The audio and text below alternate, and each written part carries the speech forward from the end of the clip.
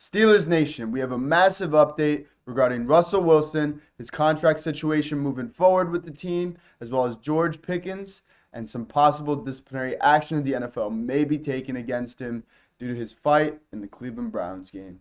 My name is Peyton Kleppe from Steelers Digest. If you just take a few seconds right now and just click that subscribe button down below, it's really going to help me out as I try to grow this channel moving forward. But let's get right into some news. We got a lot to talk about following that loss to the Cleveland Browns. I think that was the first Tomlin loss of the season. If you guys don't know what I'm referring to, Coach T always has a few losses each season to teams under 500, and this was our second divisional game after the Ravens. That was 2-8. They really don't have a lot going for him, but Coach T always seemed to play down to teams like that. And we had a short week following the Ravens, so you can't really blame him or the players. They were definitely run down, needed some rest. But, moving forward, I hope Coach T can get these guys into shape. We got a big game tomorrow against the Cincinnati Bengals, another divisional matchup. So I'm really excited to go into this game. We're going to get players like Alex Highsmith back, so that's going to be awesome. But let's get right into this news. So first of all, some news about Russ. GM, the con artist, or Omar Khan, has come out and said that Mr. Unlimited has to wait for his money till the end of the season. The Steelers are just going to monitor his situation, see how he plays for the rest of the season. And I think this is a really smart move. I think we're learning from some of the other NFL teams that have went and just tried to pay their quarterbacks as soon as they can. Like the New York Giants with Daniel Jones and the Jags with Trevor Lawrence. They were so quick to pay their quarterbacks, and look at the situation they're in now. Daniel Jones is on a new team now, and Trevor Lawrence isn't even starting anymore. They got Mac Jones at quarterback. Sorry, Mac Jones. But anyways, yeah, GM Omar Khan has said that Steelers going to wait to see how Russ plays for the rest of the season. I like this move a lot because Russ has shown, he's not the same guy he was in Seattle. Each game he's played for us, he's taken about 4 or 5 sacks minimum. Last game against the Browns, Myles Garrett had 3 sacks alone. And the game before that, Owe, linebacker for the Ravens, had 3 sacks, 2.5 or 3.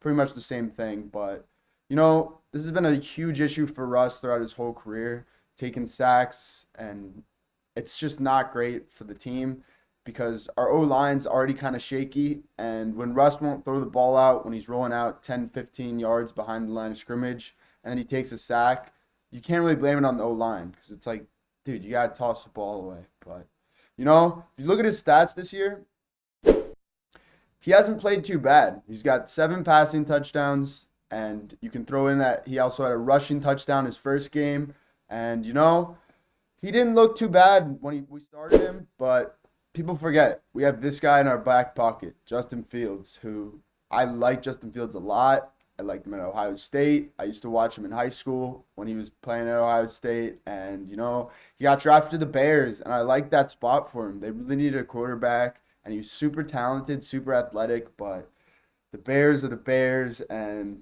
they got no coach, as we saw yesterday on Thanksgiving. Eberflus didn't even take the timeout when they could have kicked the field goal, tied the game up. Just bad coaching. So, anyways, I don't think Fields got a good chance to really show his true potential in Chicago.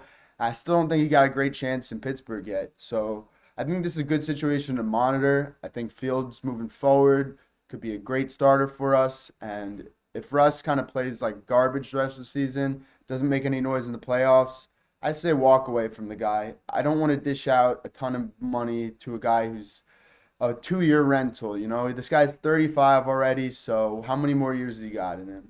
I don't think too many. So I would say just monitor the situation. The Steelers have shown that they're interested in throwing Fields in the game here and there. Against the Ravens and the Browns, Fields had a few different plays. Against the Browns, he had a 30-yard rush. So I would just keep an eye on the situation, but going into our next game, Russ is obviously the starter, and we'll see how he goes. We'll see what happens for the rest of the season. But let's get into some news about GP. So, George Pickens, my boy. since he's come into our team, since we drafted him, he's been great for us. He's shown that without AB, without Deontay, without Juju, Steelers can still pick up solid receivers in the draft. This guy's on pace for 1,000 yards again. Last year was his first year to break it. So you can't complain about this guy statistically. If we look at his stats this year, like I said, he's on pace to crack 1,000 yards, definitely have 1,100 or 1,200. He's got 2 touchdowns on the year. And, he's been a great player statistically. But as we saw against the Cleveland Browns, he cannot keep getting in his head. This guy started throwing punches at the end of the game on the last play against cornerback Greg Newsome. If you watch the play, Steelers running a Hail Mary. George doesn't even go for his route. He immediately just engages with Greg Newsome. The two start throwing haymakers. The fight broke out into the stands. There was Cleveland fans grabbing at Pickens. The security had to hold him back. It was just a mess, and the NFL has decided that they're going to investigate the fight between the two and decide whether or not they're going to suspend them or fine them. But like I said, Pickens really just got to keep his head on his shoulders. This has not been the first time he's had an outburst like this. Time and time again, we've seen on the sidelines, he's yelling, he's complaining about his usage, about the quarterback play.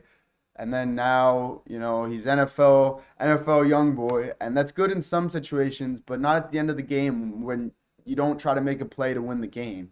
You try to just feel your ego and beat up some cornerback that was nagging you all game, And after the game, the cornerback who he's fighting, Greg Newsome, actually came out and tweeted this. He called GP a fake tough guy. And it's hard to disagree with him right now, GP talks a lot of trash, but he doesn't seem to back it up when he needs to. Yes, he's moved into a top probably 15 receiver in the league, and statistically he looks great this year, but dude, come on. Can you learn from some of the guys in the past? There's been guys like Antonio Brown who've played for us who they let that CTE and the ego get to their head. So GP, I hope Coach D can get him straightened out, tell him, this is bigger than you. This is not the George Pickens show. This is the Pittsburgh Steelers. We're shooting for number 7, We need a friggin' playoff win. We haven't had a playoff win since I think I was a freshman or sophomore in high school. So it's been a while, but I think moving forward, we got a lot to be excited about. Like I said, we're going in and we're playing the Bengals tomorrow. I think we have a great chance to beat them. They've shown this year that they don't have a good defense, and their offensive line is still a little shaky. So no more news has come out about Pickens and Newsome, whether or not they're going to get suspended. I think that news will probably come out in this next week if it does happen.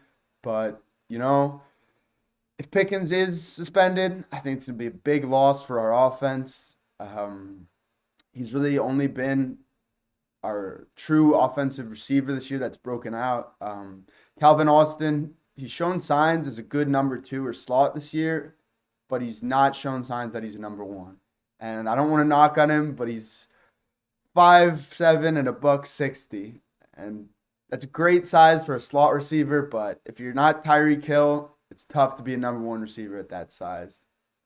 That's all I got for you guys today. Thanks so much. Make sure to tune into this game tomorrow against the Bengals. And let's get this dub. Let's get that 7th Lombardi. Here we go, Steelers. Let's go.